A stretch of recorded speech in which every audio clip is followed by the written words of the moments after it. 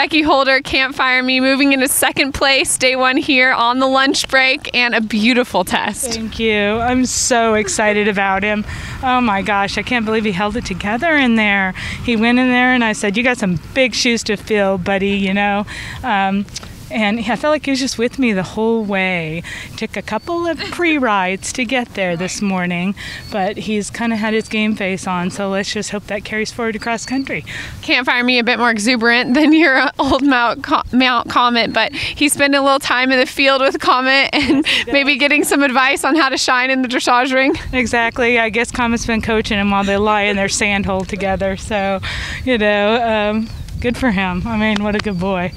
Just thoughts on the course here at Rolex. You've ridden around so many times. You guys, as we mentioned a while ago, were cut a little bit short, very unfortunately, here last year. But you had a beautiful round regardless. And to the very end, you guys just looked like such a pair. And you have such an amazing connection with these horses. Becky, tell those viewers at home kind of where he came from and how he got to where he is today a little bit. He's an off-the-track thoroughbred from Louisiana. I think he raced about 7 starts, and Aubrey Dunkerton, who is Comet's main woman, took care of him for years, saw him as a 3-year-old, bought him off the track, and I worked together with them all through Aubrey's partnership while she was grooming for Comet.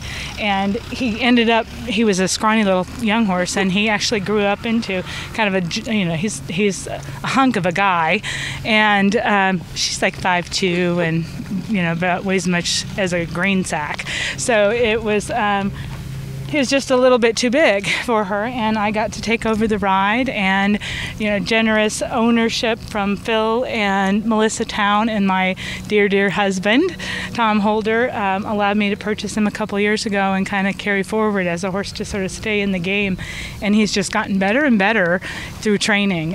He doesn't have the best natural paces, and they've really come along and developed, and he gets a little bit excited in atmosphere, and so that's been a bit of a project, but I couldn't be prouder of him than I am today. Well, he was certainly very, very stellar, and cross country kind of one of your guys' definite strengths as a partnership. So the dressage is over. You did one heck of a test of 44, which will definitely keep you in the thick of things headed into Saturday's cross country. Have you had a chance to walk, and how does Derek course look to you? I did. I walked yesterday, and I have to say I was pretty impressed with it. It looks big to me, and some tough questions out there. I think he's done a great job of maybe softening the last minute of the course so that maybe a few more tired horses can make it home at the end of the course. But I think the middle of the course from the coffin on through the ditch and brush, which is every bit as impressive as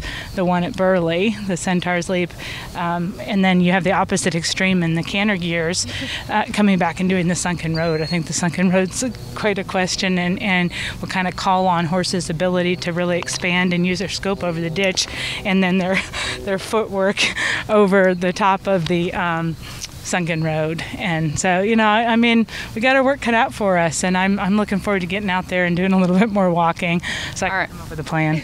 All right, well, we wish you the best of luck. You've definitely done a job well done here today in the dressage phase. Number 20, Can't Fire Me, and Becky Holder, a fan favorite, so there'll be lots cheering for you out there in the Gallop Lanes. So much. Thank you.